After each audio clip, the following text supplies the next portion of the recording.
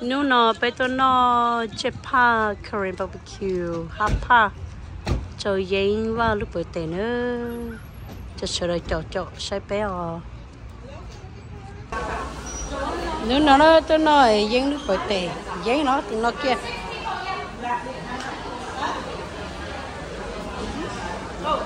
Ready for it? ô mẹ đấy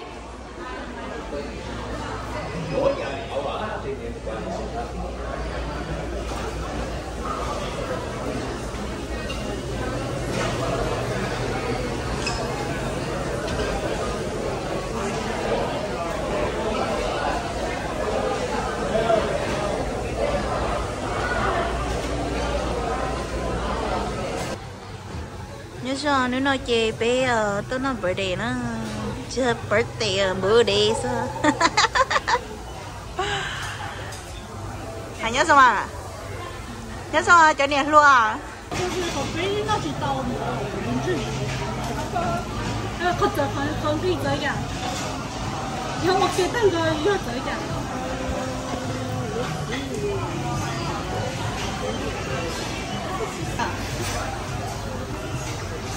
nhớ sao cho nó ít cho年luôn sao nó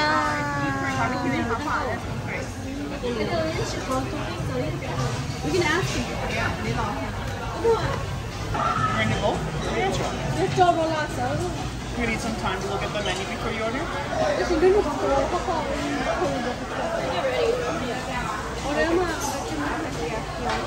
What soups are we gonna have today? You got it? mushroom mushroom. Another mushroom. Yeah. And then I'll do the pork bone style. And then I do mushroom. It's an octopus? We'll get some fish, octopus. Get shrimp.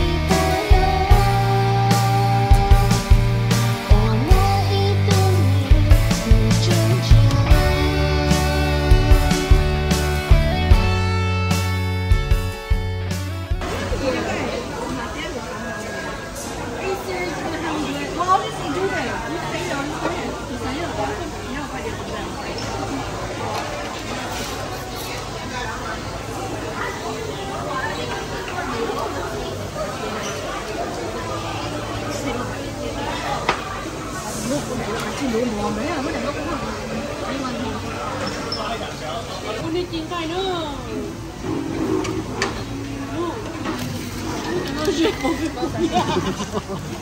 Đúng rồi, nó chả tao nói cái cút nhá.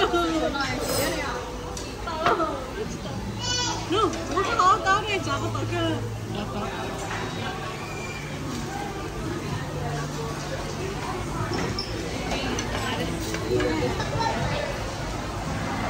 Cái nó nuôi nó nổi chứ, mà ông như mà người được ăn thôi chứ. Có gì mà có chỉ to nó nuôi cây bánh đi à? Dạ, bây giờ. ăn rồi 还高吗？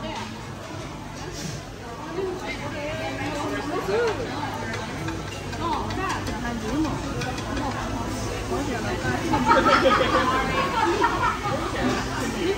nó to hòn tay được bên nó này cái chỗ này có cái này cái ở đây không sao đi bóng này không để sợ cho bóng còn nó rồi cho mình đánh rồi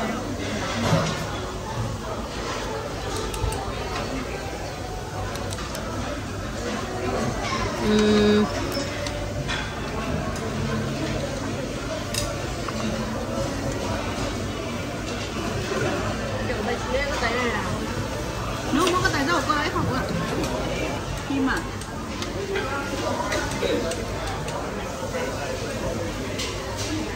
Ủa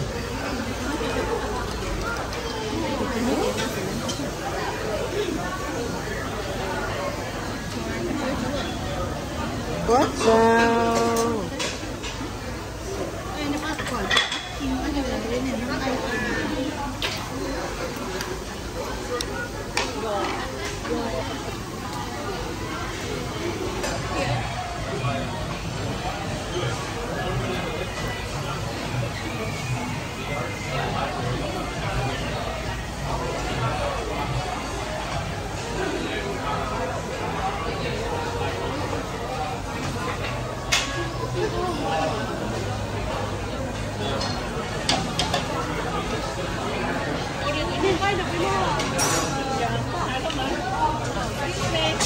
Bạc cá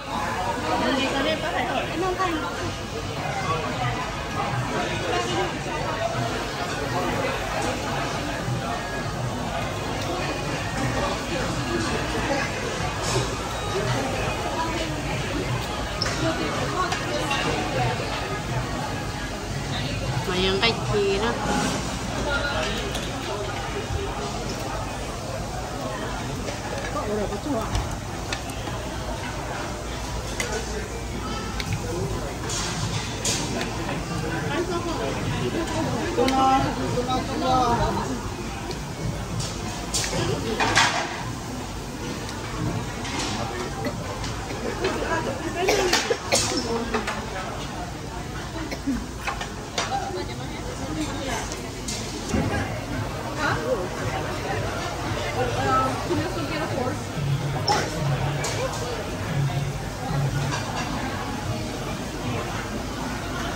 One fork? yes. I'll be right back. Thank you.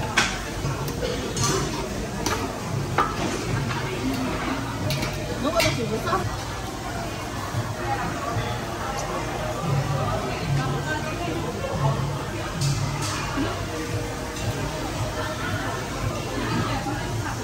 Dưới của nó có là mấy kiểu này.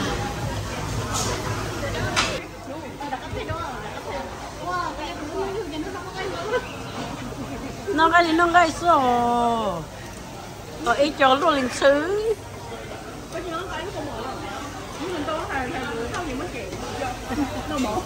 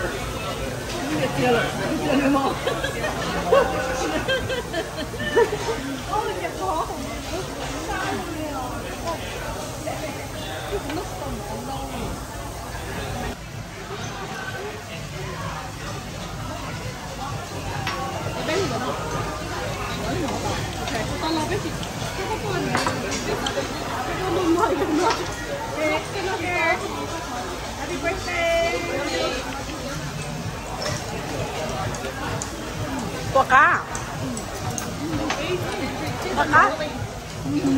cá đi qua miếng broccoli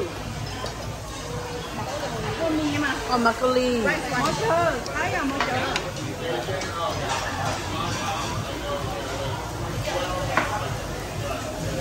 chưa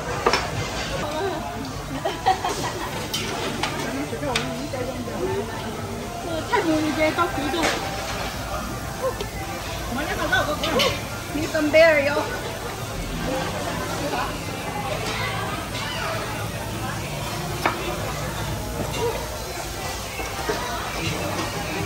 哎，不是面包了，还是哪里了？sao nó mới bông này 面包了。这打了干嘛呢？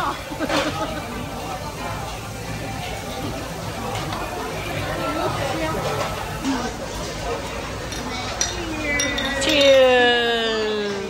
Cái này tự thiện rồi, cái này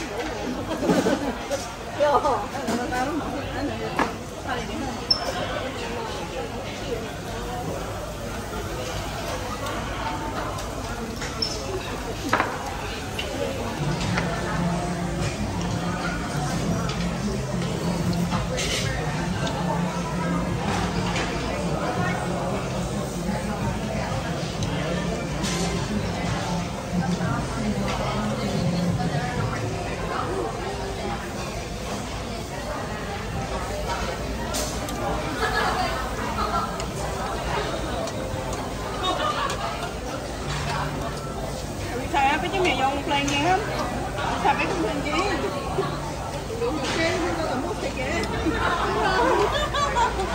Rồi, bé trong cửa nó nhỉ? Dạ, sẽ cái kia. Dạ.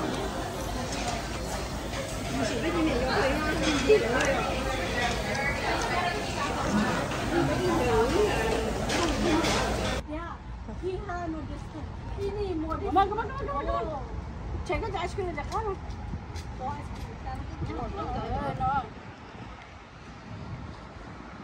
Thế ở đi chả Nó có lọ đấy à? là Đừng quá à? Ôi, ông cha cha tao tên nha. rồi sao ạ hay nói cho nó ra của bán xay á của bán xay thật rất trẻ Bé nó Korean barbecue ta đó chị bé lòng một triệu.